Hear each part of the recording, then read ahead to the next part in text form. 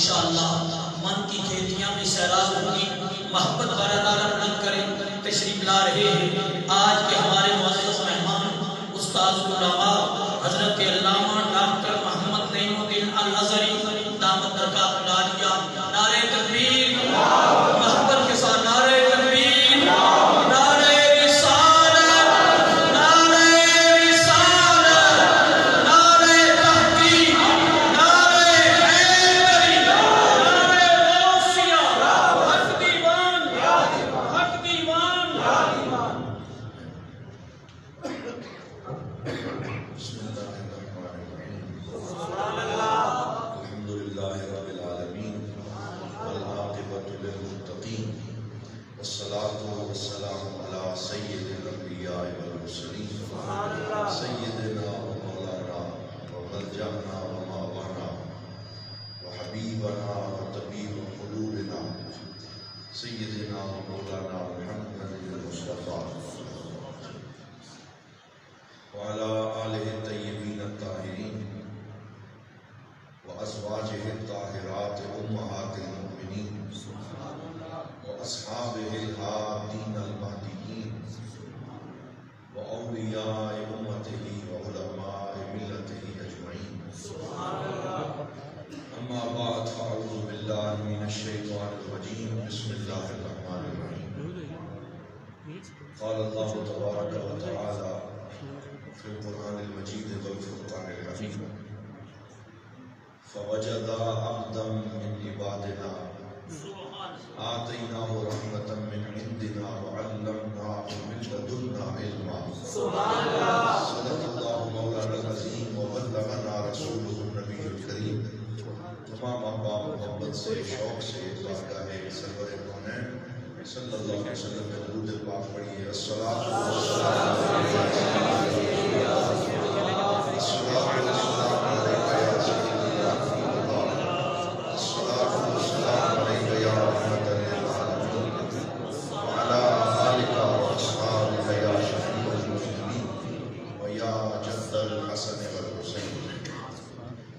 بعد از حمد و صلات، معزز و محتشم مشائخ اعظام، زینت مسند صدارت حضرت قبلہ صاحبزادہ پیر اخلاق احمد صاحب قادری، زیب سجادہ آستانہ عالیہ دیوان حضوری شریف، محترم المقام جناب محترم قبلہ صاحبزادہ عرفان احمد شاہ صاحب، آستانہ عالیہ دیوان حضوری شریف، زینت العلماء، فخر اہل سنت حضرت علامہ مولانا قاری علامہ عصمت اللہ سیالوی صاحب، زینت العلماء، اور جملہ علماء کرام برادران اسلام، میرے لیے بڑے اعزاز کی بات ہے کہ آج مجھے اس آستان پاک پر حاضری کی سعادت نصیب ہوئی ہے جس کی نسبت پاکستان میں ڈائریکٹ حضور غوث پاک رضی اللہ تعالیٰ عنہ۔ مجھے ابھی دوست بتا رہے تھے، دل اور فرحت و انبساط سے معمور ہو گیا کہ یہ وہ مقام ہے جہاں سے تاجدار گولڑا کو بغداد کی خوشبو آئی، اور یہ وہ مقام ہے جہاں حضرت قبلہ پیر محترم عبداللہ شاہ صاحب قادری رحمت اللہ تعالی علیہ جلوہ فرما رہے اور اپنے فیضان کی کرنوں سے ایک عالم کو منور فرمایا اور بارگاہ غوثیت مآب کی خدمت کا حق ادا کیا، اور پھر ان کے جملہ متوسلین محبین خلفاء جن میں حضرت قبلہ پیر عبد المجید شاہ صاحب رحمت اللہ تعالی علیہ، اللہ تعالیٰ ان سب کے درجات بلند فرمائے، قبر اور حشر کی منازل آسان فرمائے، اور ان کے فیضان سے تمام حاضرین کو حظ وافر عطا فرمائے۔ حضور غوث اعظم قطب ربانی شہباز لاوقانی محی الدین سیدنا عبد القادر جیلانی رضی اللہ تعالیٰ عنہ کو سرکار دو عالم صلی اللہ علیہ وسلم سے ایک خاص قلبی نسبت اور مماثلت نصیب ہے، کسی اور ولی کے حصے میں نہیں آئی۔ ایک مماثلت یہ ہے کہ جیسے ہمارے نبی صلی اللہ علیہ وسلم سارے رسولوں کے سردار ہیں، حضور غوث پاک سارے ولیوں کے سردار ہیں، تو وہاں بھی سرداری ہے اور حضور کی عطا سے یہاں بھی سرداری ہے۔ وہ نبیوں اور رسولوں کی سرداری ہے اور یہ ولیوں، قطبوں اور غوثوں کی سرداری ہے جو اللہ تعالیٰ نے حضور غوث پاک کو عطا فرمائی۔ فرماتے ہیں لِكُلِّ نَبِيٍّ لَهُ لِكُلِّ وَلِيٍّ لَهُ قَدَمٌ وَإِنِّي عَلَىٰ قَدَمِ النَّبِي بَدْرِ الْكَمَالِ۔ فرماتے ہیں ہر ولی کو کسی نبی کا قدم نصیب ہوا، کسی نبی کے نقش قدم پہ چلنا نصیب ہوا۔ کوئی حضرت آدم کے قدم پہ ہے، کوئی حضرت نوح کے قدم پہ ہے، کوئی حضرت موسیٰ کے قدم پہ ہے، کوئی حضرت یعقوب کے قدم پہ ہے، کوئی حضرت عیسیٰ کے قدم پہ ہے۔ فرماتے ہیں اللہ کے فضل سے مجھے اللہ تعالیٰ نے مصطفیٰ کا قدم عطا فرمایا، مجھے حضور کے نقش قدم پہ چلنا نصیب کیا ہے، اور سرکار کی اتباع کلی اور اطاعت کلیہ حضور غوث اعظم رضی اللہ تعالیٰ عنہ کو نصیب ہوئی۔ پھر ایک اور مماثلت بھی ہے اور وہ یہ ہے کہ سرکار دو عالم صلی اللہ علیہ وسلم نے اپنی پہچان جب کروائی تو آپ اپنی پہچان کوئی اور بھی کروا سکتے تھے، لیکن حضور صلی اللہ علیہ وسلم نے اپنی پہچان کیا کروائی؟ انما بعثت معلما، فرمایا کہ میرے رب نے مجھے معلم کائنات بنا کے بھیجا، میں ٹیچر ہوں، میں معلم ہوں، اور علم کو آپ نے اپنا راستہ بنایا۔ سب سے پہلی وحی نازل ہوئی تو وہ وحی یہ نہیں تھی کہ نماز پڑھیں، وہ وحی یہ نہیں تھی کہ آپ جو ہے وہ چلے کریں یا آپ روزے رکھیں، پہلی وحی تھی اقرا بسم ربک الذی خلق، اپنے رب کے نام سے پڑھیں، علم کی وحی فرمائی۔ تو جیسے حضور نے اپنی وجہ امتیاز علم کو بنایا، حضور غوث اعظم نے بھی اپنی وجہ امتیاز علم کو بنایا۔ آپ کا ایک شعر ہے قصیدہ غوثیہ میں، نظر فرماتے ہیں درست العلم حتی صرت قطبا ونلت السعد من مولا الموالی، میں علم حاصل کرتا رہا یہاں تک کہ میرے رب نے مجھے قطبیت کے مقام پہ فائز فرمایا، مجھے بلندی عطا فرمایا۔ آج کل کے مشائخ، پیران اعظام، اولیاء اور راہ طریقت پہ چلنے والوں کے لیے یہ سبق ہے کہ مصطفیٰ کریم کا راستہ بھی علم کا راستہ ہے اور غوث الورا کا راستہ بھی علم کا راستہ ہے۔ تو آج یہ جو بعض جگہ پہ ہمیں صرف جبہ و دستار، صرف تسبیح پھیرتے ہوئے لوگ جو علم سے دور ہیں اور علمی سلسلے انہوں نے آباد نہیں کیے وہ نظر آتے ہیں، تو ہمیں وہاں یہ سبق دینا چاہیے کہ آؤ ہم امت مصطفیٰ صلی اللہ علیہ وسلم نے علم کی راہ چنیں، کیونکہ یہ وہ راہ ہے جو غوث پاک امت کو دکھا کے گئے۔ ساری زندگی اگر آپ حضور غوث پاک کے معمولات کا جائزہ لیں، یہ آپ کے ملفوظات طیبات میں، بنیت الطالبین میں، بہجت الاسرار میں یہ باتیں قلائد الجواہر میں موجود ہے کہ معمولات کیا تھے۔ تہجد کے وقت بیدار ہوتے اور ساری ساری رات جاگتے، لیکن پھر فجر کی نماز کے بعد اپنے شاگردوں کو درس تفسیر دیا کرتے تھے، قرآن کی تفسیر کا درس ہوتا، پھر اس کے بعد ناشتے کے بعد سے لے کر ظہر کی نماز تک 21 علوم کا درس حضور غوث پاک دیا کرتے تھے۔ لکھے ہیں ان کے کتب میں علم تجوید، علم قرات، علم فقہ، اصول حدیث، علم فلکیات، 21 علوم کا درس اپنے طلباء کو بیٹھ کے پڑھاتے، سبق پڑھاتے اور مسند تدریس پہ فائز رہتے۔ پھر ظہر کی نماز کے بعد فتویٰ لینے دینے والے آ جاتے، پھر ان کو افتاء کی مسند پہ بیٹھ کے دین کا فتویٰ جاری فرماتے، پھر ہفتے میں 2 دن مسند واعظ سجدی 70,000 کا مجمع ہوتا اور حضور غوث پاک نبی پاک کا دین لوگوں کو سکھاتے۔ تو صبح سے لے کے شام تک حضور غوث پاک کا وقت علم پڑھنے پڑھانے میں بسر ہوتا تھا، تو یہ وہ سبق ہے جو آج ہمیں حضور سیدنا غوث اعظم سے حاصل کرنا چاہیے۔ اسی وجہ سے ہم آپ کا ذکر کرتے ہیں۔ یہاں میں یہ بھی عرض کر دوں، بعض لوگ ہمیں یہ سبق پڑھاتے ہیں، پٹی پڑھاتے ہیں، وہ کہتے ہیں کہ تم غوث غوث کرتے ہو، کتب کتب کرتے ہو، فرید فرید کرتے ہو، تمہیں تو اللہ اللہ کرنا چاہیے، رب رب کرنا چاہیے، اللہ کا ذکر چھوڑ کے ان بابوں کا ذکر کرتے ہو۔ باب تشیع کوئی نہیں، یہ ہم سنتے رہتے ہیں۔ یہ گمراہ کرنے والے لوگ، یہ بے ادب لوگ، یہ دین کے پیغام سے بے بہرا لوگ لوگوں کو بے ادب بنانے میں لگے ہوئے ہیں۔ آؤ میں آپ کو تاجدار گولڑا کی ایک بات سناؤں۔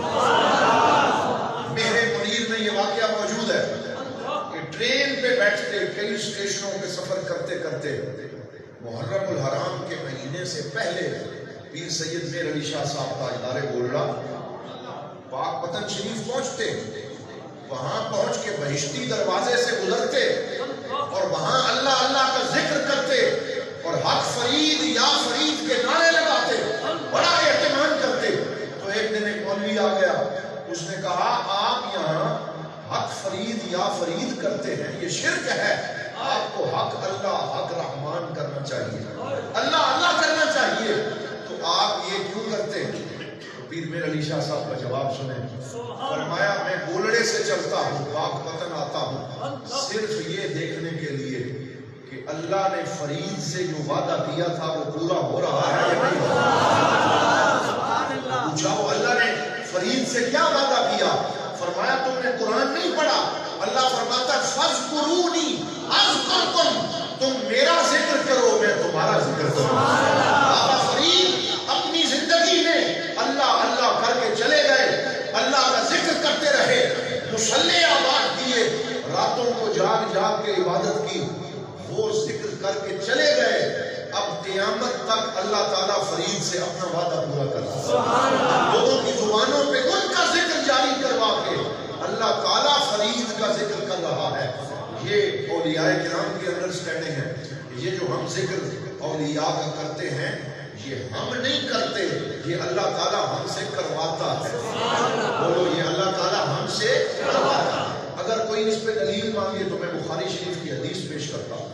رسول اکرم صلی اللہ علیہ وآلہ وسلم نے فرمایا کہ اللہ تعالیٰ فرماتا ہے ان اللہ اذا یحب عبدا ینادی جبرائیل، اللہ تعالیٰ جب کسی بندے سے پیار کرتا ہے تو جبرائیل امین کو بلاتا ہے اور بلا کے فرماتا ہے اے جبرائیل مجھے فلاں ملک کی فلاں بستی کی فلاں گلی کے فلاں گھر میں رہنے والے اپنے بندے سے محبت ہو گئی ہے، میں تمہیں حکم دیتا ہوں تم بھی اس سے پیار کرو۔ فَيُحِبُّهُ جبرائیل، پہلے اللہ محبت کرتا ہے، پھر جبرائیل امین اس بندے سے محبت کرتے ہیں۔ ابھی دنیا والے اسے جانتے ہی نہیں ہوتے وہ کون ہے، لیکن اس کی محبت آسمانوں پہ پہلے پہنچ جاتی ہے۔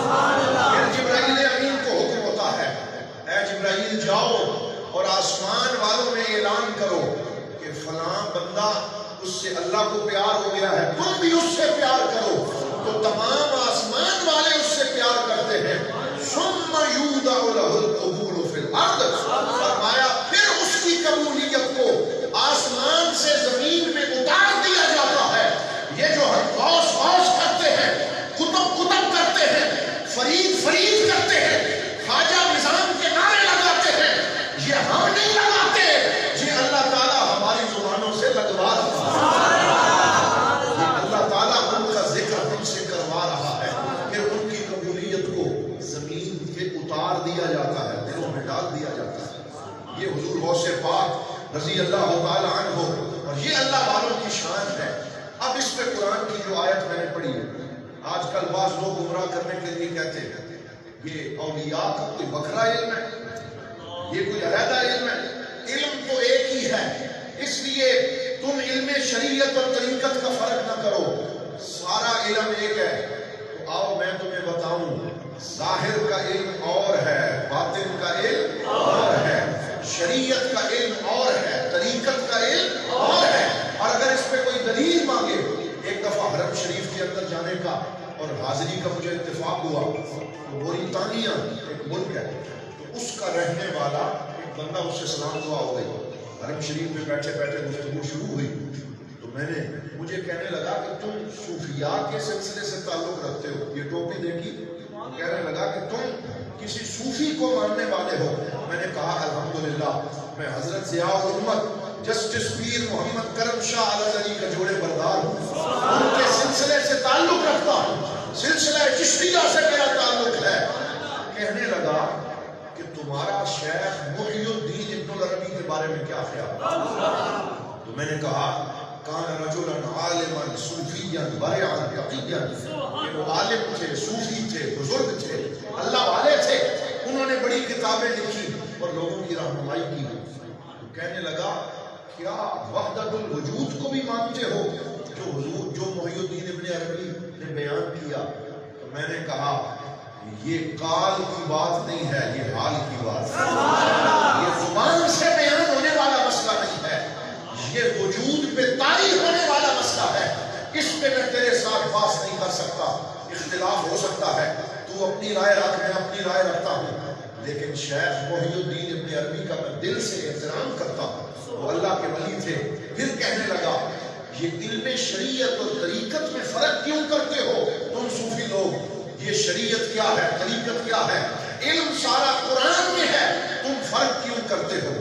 میں نے کہا آؤ میں تمہیں مصطفیٰ کریم صلی اللہ علیہ وسلم کی حدیث سناتا ہوں، جس میں حضرت سیدنا حارثہ رضی اللہ تعالیٰ عنہ جن کی عمر 18 سال تھی، ایک دن حضور کے پاس آئے، حضور نے فرمایا کیف اصبحت یا حارثہ، اے حارثہ تو نے صبح کس حال میں کی ہے، تیری صبح کیسی ہوئی؟ تو حضرت حارثہ نے عرض کیا اصبحت مؤمنا حقا، یا رسول اللہ ایمان کی حالت میں حق سچ یقین کے ساتھ میں نے صبح کی ہے۔ حضور نے فرمایا ہر قول کی ایک حقیقت ہوتی ہے، تیرے اس قول کی حقیقت کیا ہے؟ تو حضرت حارثہ نے عرض کیا یا رسول اللہ میں نے اس حال میں صبح کی کأنی انظر الی عرش ربی بارزا، کہ میں کھڑا مدینے کی زمین پہ ہوں لیکن میں اللہ رب العزت کے عرش کو یہاں سے کھڑے ہو کے دیکھ رہا ہوں، میری نظر اللہ کے عرش پہ ہے، میں اللہ کا عرش دیکھ رہا ہوں۔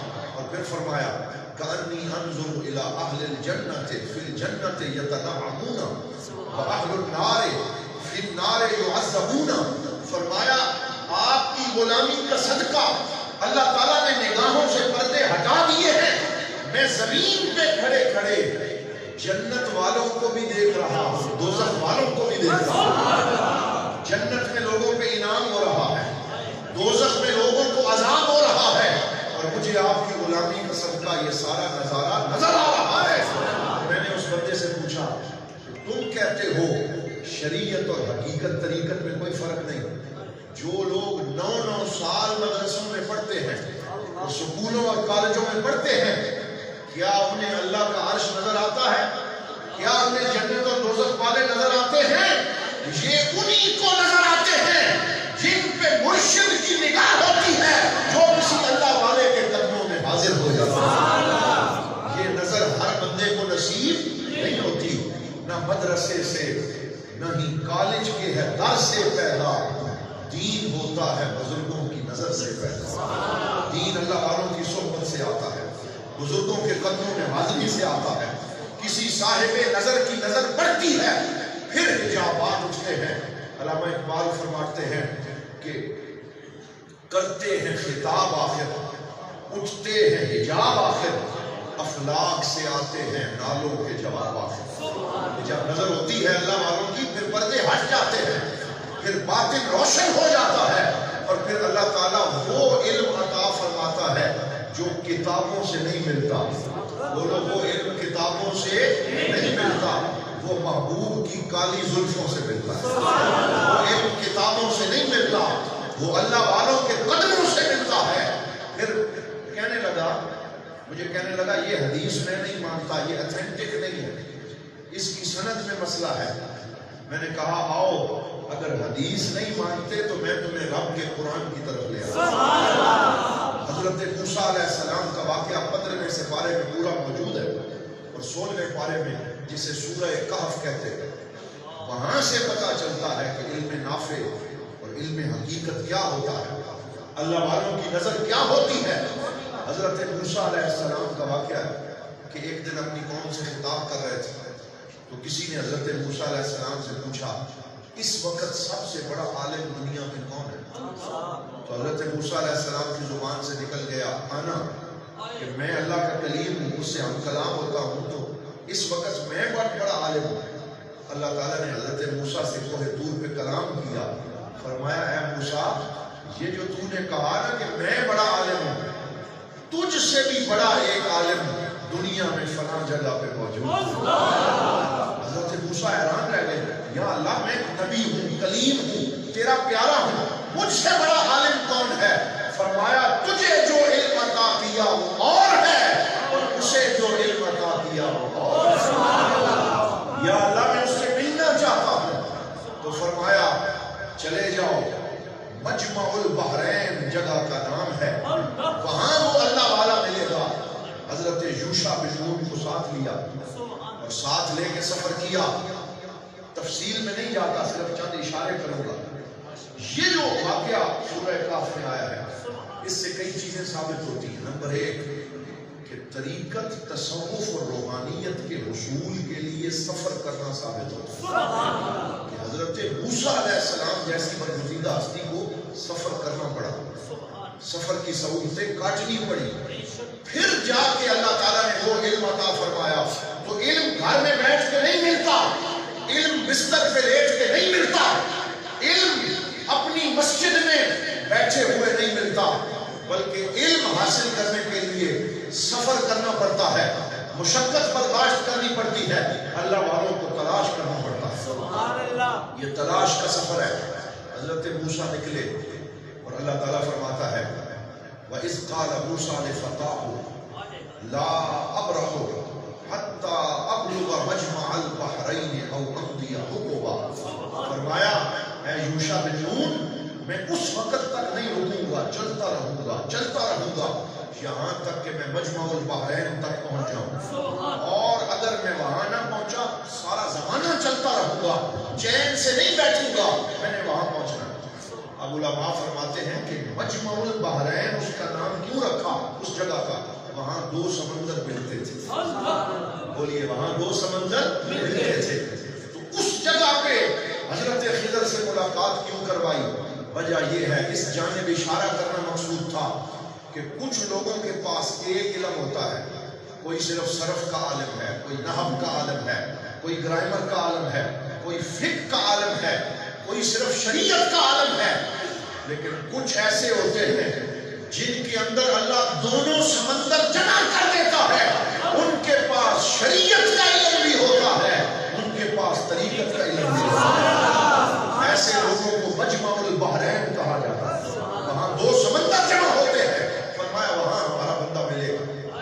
حضرت موسیٰ چل پڑے، بھنی ہوئی مچھلی اپنے ساتھ رکھی اور اسے ایک برتن میں ڈھانپ لیا، تو کہتے ہیں فلما بلغا مجمع بینہما نسیا حوتہما فاتخذ سبیلہ فی البحر سربا۔ جب وہاں پہنچے حضرت موسیٰ نے کہا میں تھوڑی دیر آرام کر لوں پھر سفر کرتے۔ یوشع بن نون پاس بیٹھے تھے کہ میرے مرشد آرام کر رہے ہیں تو میں ڈیوٹی دوں گا، تو انہوں نے دیکھا کہ اس برتن میں سے بھنی ہوئی مچھلی باہر نکلی، چھلانگ لگا کے سمندر میں چلی گئی، اور سمندر میں کیسے گئی؟ سارا با کے لفظ قرآن میں آئے، اور سارا با کا مطلب ہے ایسے گول اس نے ایک دائرہ بنایا اور مٹی کی غار سی بنا کے اندر گئی تاکہ اس جگہ کو ڈھونڈنا آسان ہو جائے جہاں سے میں نے راستہ بنایا۔ فاتخذ سبیلہ فی البحر سربا۔ لیکن یوشع بن نون کو آداب طریقت کا پتہ تھا، انہوں نے حضرت موسیٰ کو جگایا نہیں، ان کے آرام میں خلل نہیں ڈالی۔ مرشد سو رہے ہیں، استاد گرامی سو رہے ہیں، جگانا نہیں ہے، چونکنا نہیں ہے، حیرت کا اظہار نہیں کرنا۔ معاملات معمول کے مطابق چلتے رہے، اٹھے، پھر سفر شروع کر دیا، تو پھر آگے گئے۔ فرمایا آتنا غداءنا لقد لقینا من سفرنا ھذا نصبا۔ فرمایا اے یوشع کھانا لاؤ، مجھے تھکاوٹ محسوس ہو رہی ہے۔ پتا چلا کہ علم اور طریقت کے حصول کے لیے تھکنا پڑتا ہے، تھکاوٹ کے بغیر اور محنت کے بغیر یہ منزل حاصل نہیں ہوتی، یہاں سے چلنا پڑتا ہے، اور سفر کرتے کرتے بغداد میں غوث اعظم کی مسجد میں پہنچ کے جھاڑو دینا پڑتا ہے، محنت کرنی پڑتی ہے، پھر اللہ تعالیٰ انہیں دیوان حضوری کے منصب پہ پہنچاتا ہے۔ یہ مقصد ویسے حاصل نہیں ہوتا، بڑی محنت کرنی پڑتی ہے، بڑی مشکل سے ہوتا ہے، چمن میں بھی دبر ہے، ہزاروں سال لگتے ہیں، بڑی محنت ہوتی ہے، پھر اللہ کا بندہ سامنے آتا ہے۔ تو کیا ہوا؟ فرمایا یوشع کھانا لاؤ، تو وہ کہنے لگے وہ جہاں پہ ہم نے آرام کیا تھا نا، وہ مچھلی زندہ ہو کے پانی میں چلی گئی تھی۔ تو حضرت موسیٰ نے کیا کہا؟ ذَلِكَ مَا كُنَّا نَبْغِ فَارْتَدَّا عَلَىٰ آثَارِهِمَا قَصَصًا۔ فرمایا اے یوشع وہی جگہ تو ہم ڈھونڈ رہے تھے۔ ذَلِكَ مَا كُنَّا نَبْغِ، ذَلِكَ اس میں اشارہ ہے، اور اس میں اشارہ کر کے بتایا کہ وہ جگہ جہاں پہ مچھلی زندہ ہوئی، وہ جگہ ہم ڈھونڈ رہے تھے۔ مفسرین نے یہاں پہ لکھا کہ یہ مردہ مچھلی کو اچانک زندہ اللہ نے کیوں کیا؟ یہ بتانے کے لیے کہ اللہ والے جہاں پہ ہوتے ہیں وہاں مردہ دل زندہ ہو جاتا ہے۔ جہاں اللہ والے ہوتے ہیں بولو وہاں پہ مردہ دل زندہ ہو جاتے ہیں۔ وہاں پہ جب کوئی مردہ جاتا ہے وہ مردہ نہیں رہتا، اللہ اسے نئی زندگی عطا فرماتا ہے۔ مجھے یہاں ایک واقعہ یاد آ گیا، میں مصر میں پڑھتا تھا، تو وہاں قاہرہ میں حضرت سیدنا احمد ابن عطا اللہ سکندری رحمۃ اللہ علیہ کا مزار ہے۔ یہ بہت بڑے صوفی بزرگ گزرے، مزار ہے، قبر انور ہے۔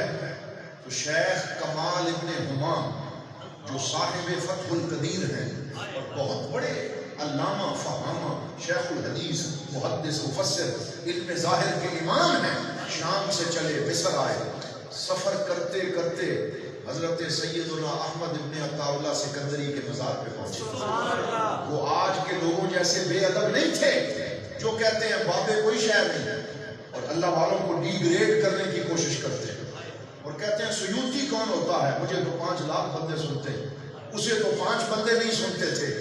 جو ایسا بے ادب ہو، جو صوفیاء کا نام لینا نہ جانتا ہو، جس کے دل میں بزرگوں کا ادب نہ ہو، وہ بزرگ فرماتے ہیں بے ادباں مقصود نہ حاصل۔ بولو بے ادباں مقصود نہ حاصل۔ ان کے دامن خالی رہ جاتے ہیں، ان کے دل کے کشکول میں کوئی خیرات عطا نہیں کی جاتی۔ تو جب حضرت کمال ابن ہمام مصر آئے تو چاہیے تو یہ تھا کہ زندہ علماء سے ملتے، جو موجود ہیں ان سے ملاقات کرتے، لیکن اس دور کے علماء کی یہ عادت تھی کہ جب کسی شہر میں جاتے تھے تو زمین پہ چلنے والوں سے بعد میں ملتے تھے، زمین کے اندر لیٹے ہوئے اولیاء سے پہلے ملاقات جاتے تھے، حاضری دیتے تھے، فاتحہ پڑھتے تھے، اکتساب فیض کرتے تھے۔ تو یہ چلتے چلتے کمال ابن ہمام کی بارگاہ میں پہنچے، اور وہاں جا کے کیا کیا؟ شیخ کمال ابن ہمام رضی اللہ تعالی عنہ وہاں جا کے قرآن پڑھنا شروع کر دیا۔ یہ ادب بھی بتایا کہ اللہ والوں کی بارگاہ میں حاضری کیسے دیں۔ قرآن پڑھنے لگے، تلاوت شروع کر دی، اور تلاوت کرتے کرتے قرآن پڑھتے پڑھتے جب اس آیت پہ پہنچے، توجہ فرمائیں، جب اس آیت پہ پہنچے کہ فَأَمَّا الَّذِينَ سُعِدُوا فَفِي الْجَنَّةِ، کہ جو سعادت مند لوگ ہیں وہ جنت میں جائیں گے قیامت کے دن، وَأَمَّا الَّذِينَ شُقُوا فَفِي النَّارِ، اور جو بدبخت ہیں وہ جہنم میں ڈالے جائیں گے۔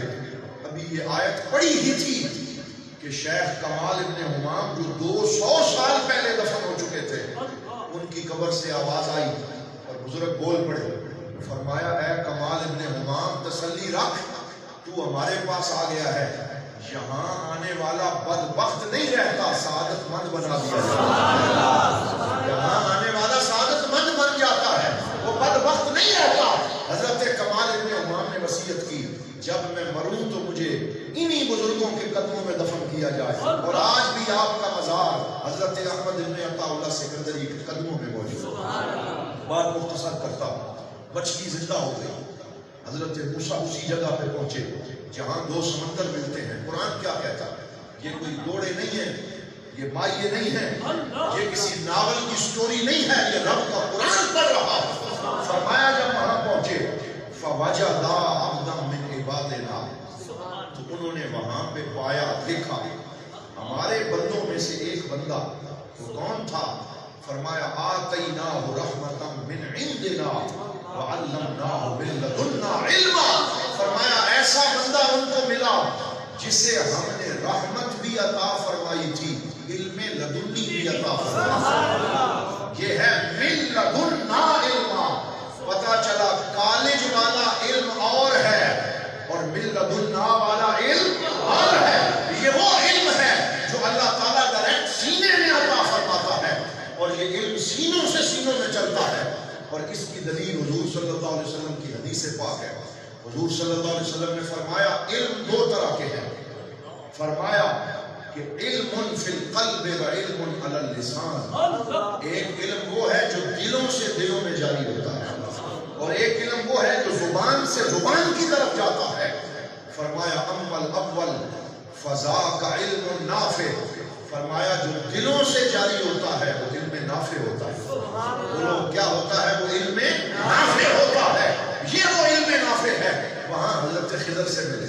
اچھا اب آگے دیکھیں، جب حضرت خضر سے ملاقات ہو گئی تو حضرت موسیٰ تو بڑے ٹیکے والے پیغمبر تھے، جلال تھا، جلالی بھی تھے، وہ تو ایک تھپڑ رسید کر کے بندہ مار دیتے تھے، اتنا جلال تھا، قوت اللہ نے عطا فرمائی تھی۔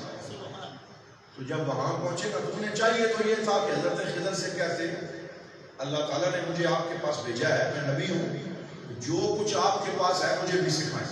حکم دیتے لیکن ایک اور ادب سکھا دیا۔ حضرت موسیٰ نے کیا کہا جب وہاں پہنچے نا اور وہاں جا کے ان سے ملاقات ہوئی تو فرمایا، ان سے التماس کیا، کہنے لگے میں آپ سے التماس کرتا ہوں علمنی مما علمت رشدا ان تعلمنی مما علمت رشدا، میں آپ سے ریکویسٹ کرتا ہوں، میں آپ سے گزارش کرتا ہوں کہ جو علم اللہ نے آپ کو عطا کیا اس میں سے تھوڑا سا مجھے بھی دے، تھوڑا سا مجھے بھی دے۔ یہاں من لگا ہے اور یہ من تقلیل کے لیے، مطلب یہ کہ سارا نہیں مانگتا، آپ کے پاس تو خزانے ہیں، میں بڑا لمبا سفر کر کے آیا ہوں، تھوڑا سا حصہ مجھے بھی دے۔ یہ حضرت موسیٰ نے عرض کیا۔ آگے سے حضرت خضر بھی، وہ خضر تھے، انہوں نے یہ نہیں کہا کہ ٹھیک ہے جناب میں پیش کرتا ہوں، جو کچھ ہے دیتا ہوں۔ پتا چلا کہ مرشد سے فیض فوراً نہیں ملتا، امتحان لیا جاتا ہے اور تھوڑا صبر کروایا جاتا ہے، چلے کروائے جاتے ہیں۔ حضرت خضر نے موسیٰ علیہ السلام سے کیا کہا؟ آپ نے فرمایا انک لن تستطیع معی صبرا، اے موسیٰ آپ بڑی شان والے ہیں لیکن میرے ساتھ آپ صبر نہیں کر سکیں گے، آپ چپ نہیں رہ سکیں گے، آپ بول پڑیں گے، یہاں تو چپ رہنا پڑے گا، یہاں آواز بند رکھنی پڑے گی، یہاں مرشد پہ کوئی اعتراض برداشت نہیں کیا جائے گا، یہ علم ہے، اس کے اپنے آداب ہیں۔ مرید کا یہ کام نہیں ہے کہ وہ ہر کام میں پیر کے اوپر اعتراض کرے، پیر صاحب نے یہ کیوں کیا، پیر نے یہ کیوں کیا، ایسا کیوں کیا، ویسا کیوں کیا۔ یاد رکھو یہ تصوف کا سبق ہے، جو اعتراض کرتا ہے اس کا فیض روک دیا جاتا ہے، بولیے اس کا فیض روک دیا جاتا ہے۔ یہاں منہ سینہ پڑتا ہے، تالا لگانا پڑتا ہے، پھر کچھ نصیب ہوتا ہے۔ تو حضرت خضر نے کہا انک لن تستطیع معی صبرا، آپ یہاں صبر نہیں کر سکیں گے۔ تو آگے سے حضرت موسیٰ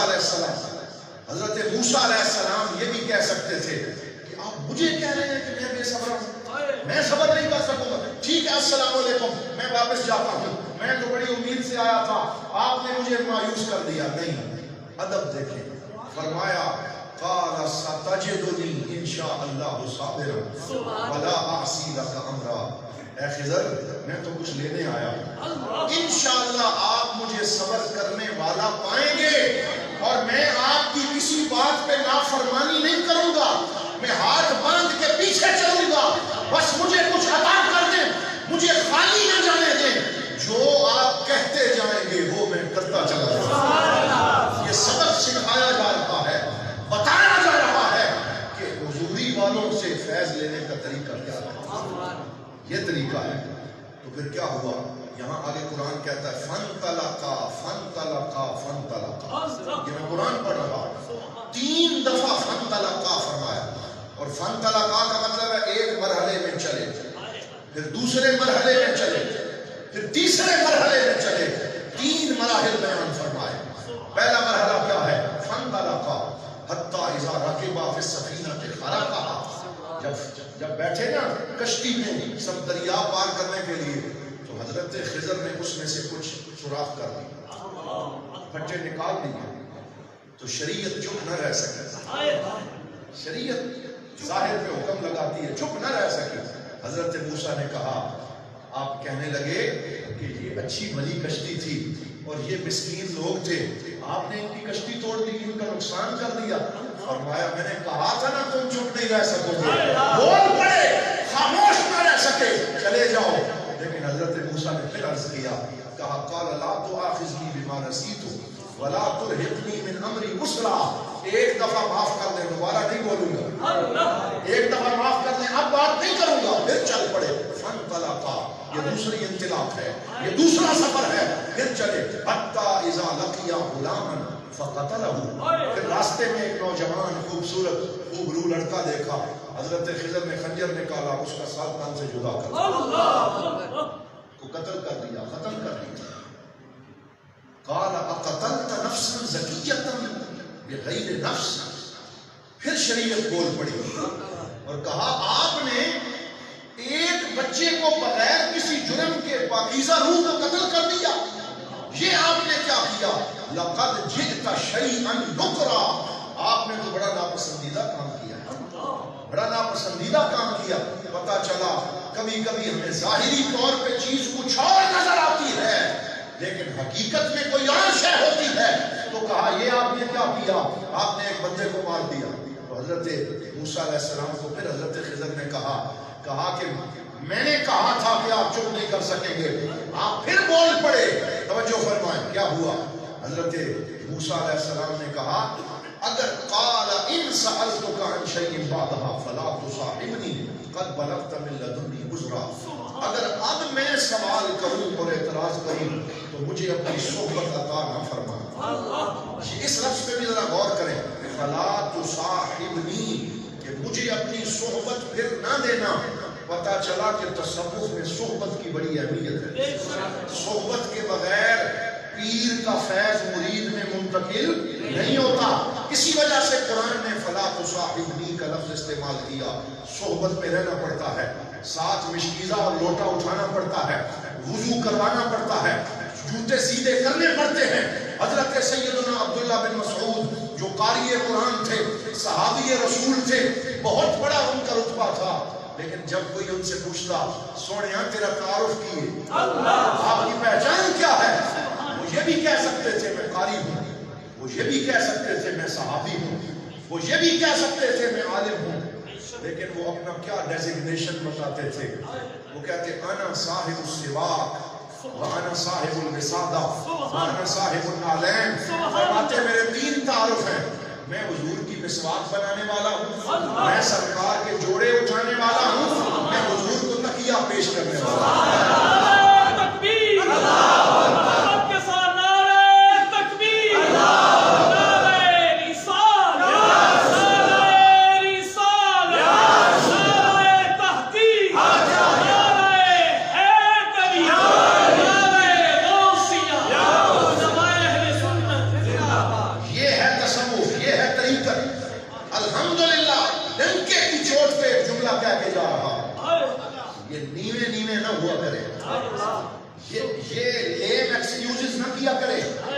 یہ اپنے آپ کو بہت پیچھے نہ لے جایا کریں۔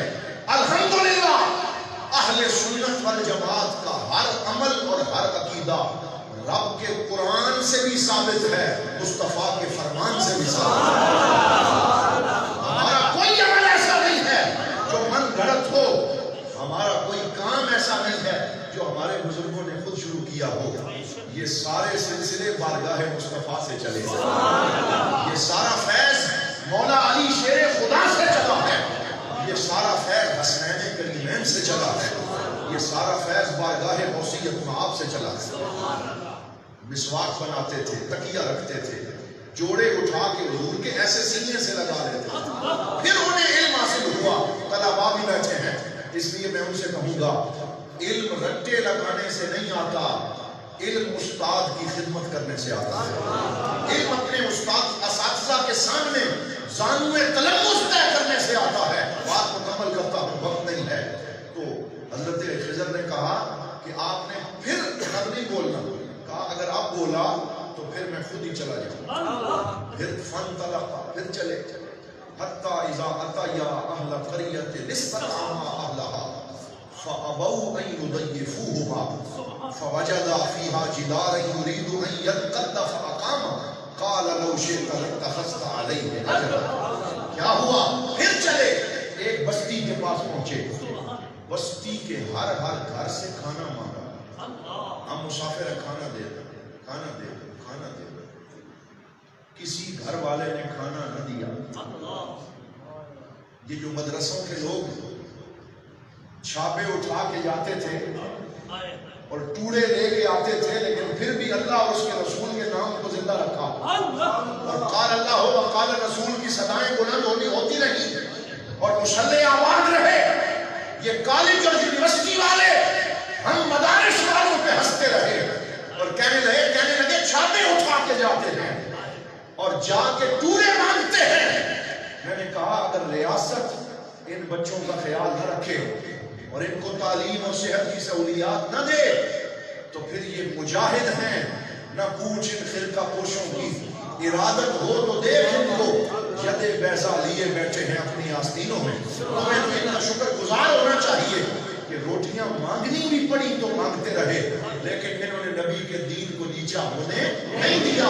مسلح آباد رکھے اور نکاح, طلاق, جنازے, خطبے, مسجد کا ممبر آباد رہا اور الحمدللہ مدارس والے اپنا کردار ادا کرتے رہے. تو حضرت خضر اور حضرت موسیٰ جیسے پیغمبر بستی والوں سے کہا کھانا دو, کسی نے کھانا نہ دیا. پھر کیا ہوا؟ کہتے ہیں جب اس بستی سے نکلنے لگے تو حضرت خضر کو ایک دیوار گرتی ہوئی نظر آئی. تو حضرت موسیٰ سے کہا ذرا مثالہ بناؤ, میں دیوار سیدھی کر دوں. میں دیوار یرید ان ينقض فاقام, میں دیوار سیدھی کرنے لگا. اب حضرت موسیٰ کو پتا تھا کہ بولوں گا تو جدا ہو جاؤں گا, تو اب اعتراض تو نہیں کیا لیکن ایک مشورہ دیا, تھوڑا رنگ بدل دیا. کہا لو شئت لاتخذت علیہ اجرا. قبلہ انہیں روٹی سن نہیں دیتی, اگر آپ چاہتے تو ان سے تھوڑی اجرت تو لے لیتے, کوئی پیسہ ہی لے لیتے. دیوار ان کی مفت میں سیدھی کر رہے ہیں. تو اب حضرت خضر بول پڑے ھذا فراق بینی و بینک. کہا اب شریعت, اب تیری اور میری یہاں جدائی ہو رہی ہے, اب آپ واپس چلے جائیں. آپ نے 3 دفعہ کی شرط پوری کر لی, بولنے سے نہ رہے, اعتراض کرتے رہے. جب موسیٰ واپس جانے لگے نا, حضرت خضر کے دل میں خیال آیا کہ اگر ویسے ہی واپس بھیج دیا تو یہ جا کے کہیں گے عجیب و غریب حرکتیں کرتے رہے, یا اللہ کہاں بھیج دیا تھا. کہا موسیٰ آؤ, جانے سے پہلے اندر کی بات بھی بتا دیتا, جانے سے پہلے پردہ اٹھا دیتا, تھوڑی سی جھلکی دکھا دیتا ہے, اس راز کا آپ کو بھی تھوڑا سا رازدار بنا دیتا ہوں تاکہ آپ کو پتا چلے ظاہر کی دنیا اور ہے, باطن کی دنیا اور ہے. پاس بلایا اور بلا کے کہا اب آپ جا رہے ہیں لیکن آؤ میں آپ کو یہ بتاؤں کہ ہم نے یہ 3 واقعات کیوں کیے. فرمایا اما السفینۃ فکانت لمساکین یعملون فی البحر. فرمایا وہ جو کشتی تھی وہ مسکینوں کی تھی. وکان وراءہم ملک یأخذ کل سفینۃ غصبا. اور وہاں کنارے پہ ایک ظالم بادشاہ تھا جو کشتی صحیح سلامت پہنچتی تھی اس کو غصب کر کے لے لیتا تھا. ان کی روزی کا سارا وہ ذریعہ غصب کر لیتا تھا. میں نے وقتی طور پہ ان کی کشتی کو ڈیمیج ضرور کیا ہے لیکن اس ظالم سے بچانے کے لیے کیا ہے. جب وہ دیکھے گا یہ خراب ہے اسے چھوڑ دے گا, یہ پھر اس کی اصلاح کر کے اپنی روزی کمانا شروع کر دے گا. میں نے اس لیے ایسا کیا, اللہ کے حکم سے کیا. اچھا وہ بچے کو کیا کیا؟ کہا اما الغلام فکان ابواہ مؤمنین فخشینا ان یرهقهما طغیانا وکفرا. فرمایا وہ جو بچہ تھا بڑا پیارا تھا، لیکن اب اللہ تعالیٰ دیکھ رہا تھا کہ جیسے جیسے یہ بڑا ہوگا ایسے عمل کرے گا کہ اس کے ماں باپ جو مومن ہیں وہ ذلیل و رسوا ہوں گے اس کے عمل کی وجہ سے، اس کے عمل کی وجہ سے ان کی عاقبت خراب ہوگی. تو اب اللہ نے یہ لے لیا ہے اور اس سے بہتر ان کو عطا فرما دے گا. یہ لے لیا ہے اور اس سے بہتر عطا فرمائے. یہ راز ہے. کبھی کبھی کچھ ہمیں بچھڑ کے لوگ چلے جاتے ہیں، پیچھے کچھ راز ہوتے ہیں اور وہ راز والے جانتے ہیں. ظاہر کی آنکھ جو ہے وہ کچھ اور دیکھتی ہے، باطن کی آنکھ کچھ اور دیکھتی ہے. آنکھ والا تیرے جوبن کا تماشا دیکھے، دیدہ کور کو کیا آئے نظر کیا دیکھے. پھر فرمایا وہ جو دیوار تھی اسے کیوں سیدھا کیا؟ اما الجدار فکان لغلامین. فرمایا وہ ایسے دو لڑکوں کی تھی جن کے ماں باپ بڑے نیک تھے اور اس کے نیچے خزانہ تھا، اور اللہ رب العزت نے مجھے حکم دیا کہ یہ نیک لوگ تھے، ان کی اولاد کا خزانہ ضائع نہ ہو جائے، اس لیے میں نے اس کو درست کر دیا.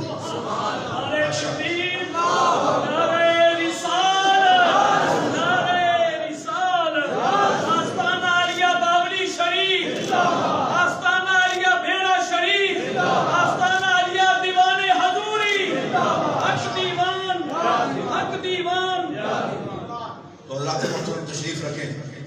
الحمدللہ ہماری خوش قسمتی ہے کہ مسلک اہل سنت کے عظیم ترجمان، خطیب اور ایسی ہستی کہ یہ جو ہم بات کر رہے تھے، جنہیں اللہ رب العزت نے علم شریعت سے بھی حظ وافر دیا ہے اور علم طریقت سے بھی حظ وافر دیا ہے، وہ ہستی جلوہ گر ہوئی حضرت قبلہ صاحبزادہ علامہ غلام بشیر صاحب زیدہ مجدہ جلوہ فرما ہوئے. اللہ کریم آپ کی توفیقات خیر میں مزید اضافہ فرمائے. آخری بات سمیٹ کے میں اپنی گفتگو آپ سے اجازت چاہتا ہوں. حضرات محترم، یہ پورا قصہ جو ہم نے بیان کیا، اس سے یہ پتہ چلتا ہے کہ قرآن و سنت میں جتنے ہمارے عقائد ہیں، ہمارے بزرگان دین کے معمولات ہیں، وہ موجود ہیں. لیکن آخری گزارش میری آپ سے یہ ہے کہ جب ہمارے پاس ساری اتھینٹک چیزیں موجود ہیں، مصدقہ سورس سے ہر شے لکھی ہوئی ہمارے سامنے ہے، تو وہ لوگ جو قرآن و سنت کو چھوڑ کر کچی باتیں کرتے ہیں انہیں اپنے سٹیج سے پروموٹ کرنا چھوڑ دیں. میں کل ایک بندے کو سن رہا تھا کراچی میں، وہ ایک بہت بڑا نام جنہیں ہم سمجھتے ہیں، وہ میڈیا میں یہ بیان کر رہے تھے حضور غوث پاک کے حوالے سے کہ حضور غوث پاک کو ندا دو، پکارو. ہم بھی کہتے ہیں کیوں نہ پکارو، پکارو شاہ جیلاں کو پکارو. ہم بھی کہتے ہیں پکارو شاہ جیلاں کو پکارو، محبت سے پکارو اور ان کے سامنے وہاں محبت سے دعائیں مانگو، محبت سے ان کا ذکر کرو. لیکن آگے حضرت نے ٹیلی فون نکالا اور ٹیلی فون نکال کے کہنے لگے کہ جو حضور غوث پاک سے بات کرنا چاہتا ہے نا یہ نمبر ملا، اور آگے سے کہا 70 313 166 70 313 166. پھر خود ہی کال ایسے ملائی ہیلو، اور پھر کہنے لگے اگر آپ یہ نمبر ملائیں گے تو دوسری طرف سے حضور غوث پاک بولیں. میں نے کہا یہ وہ چیزیں ہیں جن کی وجہ سے مخالفین کو بڑھ چڑھ کے بولنے کا موقع ملتا ہے. یہ کیوں کچی باتیں کرتے ہو، یہ کیوں ایسی باتیں کرتے ہو کہ جن کی وجہ سے حضور غوث پاک اور بزرگان دین کی شخصیات پہ لوگ انگلیاں اٹھاتے ہیں. کل تمہیں پکڑا جائے گا. ہمارے پاس تھوڑے واقعات بیان کرنے کے لیے فتوح الغیب شریف جو آپ کی کتاب مستند کتاب ہے اس کے مقالات بیان کریں، حضور غوث پاک کی کرامات بیان کریں، آپ کا علمی مقام بیان کریں، آپ کے قصیدہ غوثیہ کی شرح کریں، آپ کے مدرسہ قادریہ کی شانیں بیان کریں. باتیں ختم ہی نہیں ہوتی، ان کی تو اتنی خدمات ہیں. پھر ایسی باتیں کر کے جب ہسائی کا موقع نہ دیا جاتا. فتوح الغیب شریف کے مقالہ نمبر 33 میں آپ فرماتے ہیں الناس لهم اربعۃ اصناف. یہ حضور غوث پاک کا جملہ ہے، اسے اپنے دل پہ لکھ لیں.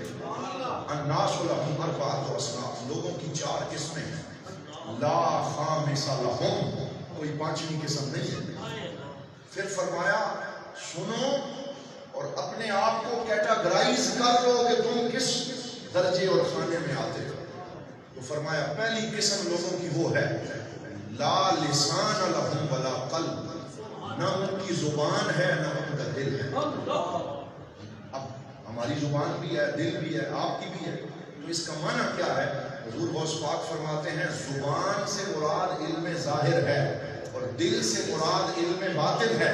یعنی کچھ لوگ ایسے ہیں نہ ظاہر سیکھا نہ باطن سیکھا، نہ استاد کے پاس بیٹھے نہ قرآن پڑھنا آیا نہ حدیث پڑھنی آئی، وہ بالکل کورے ہیں، ایسے ہیں کہ کچھ پڑھا ہی نہیں۔ فرمایا ایسے لوگوں کی صحبت میں نہ بیٹھا کرو، برے اثرات سے بچ نہ سکو گے۔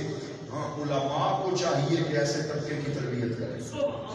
پھر فرمایا دوسرا طبقہ وہ ہے لہم لسان بلا قلب، جن کے پاس زبان تو ہے لیکن دل نہیں رکھتے۔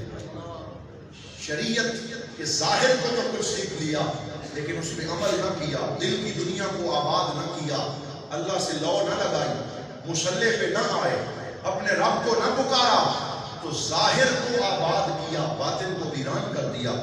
فرمایا اخوف ما اخاف علی امتی، یہ حضور کا فرمان ہے صلی اللہ علیہ وآلہ وسلم، مجھے اپنی امت پر سب سے زیادہ خوف ایسے علماء سو سے ہے جو صرف ظاہر کو سنوارتے ہیں اور باطن کو بھول جاتے ہیں۔ اللہ تعالی ہمیں اس طبقے سے اور اس صنف سے بچنے کی توفیق عطا فرمائے۔ پھر فرمایا تیسرے وہ ہیں لہم قلب بلا لسان، کہ جن کا دل آباد ہے زبان پہ تالا لگا ہے، بولتے کچھ نہیں ہیں، سمندر کے سمندر پی جاتے ہیں لیکن وہ ڈکار نہیں دیتے، بولتے نہیں ہیں، گفتگو نہیں کرتے۔ ایسے بندے کو عام نہ سمجھنا، جہاں مل جائے اس کے قدموں سے چمٹ جانا، تمہارا دل بھی روشن ہو جائے۔ ایسے لوگوں کی صحبت میں بیٹھو، ان کی خدمت کرو، وہ اچھے لوگ ہیں، ان کا دل آباد ہے۔ اور پھر فرمایا چوتھے وہ خوش نصیب ہیں لہم قلب عامر ولسان ذاکر، فرمایا جن کا دل بھی آباد ہے، جن کی زبان بھی آباد ہے، علم شریعت بھی ہے، طریقت بھی ہے، حقیقت بھی ہے، سارے رنگ اللہ نے ہمیں عطا فرمائے۔ اور ساتھ ہی فرماتے ہیں یہ وہ لوگ ہیں یلقبون بالعظماء فی السماء، کہ